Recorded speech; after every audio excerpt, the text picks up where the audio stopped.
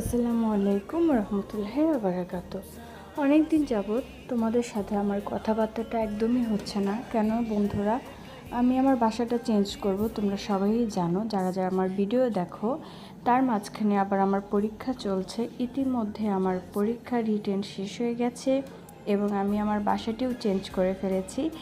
এটা আজকে দেখতে পাচ্ছ একটু অন্যরকম রান্নাঘর। হ্যাঁ, এটা আমার নতুন বাসার রান্নাঘর।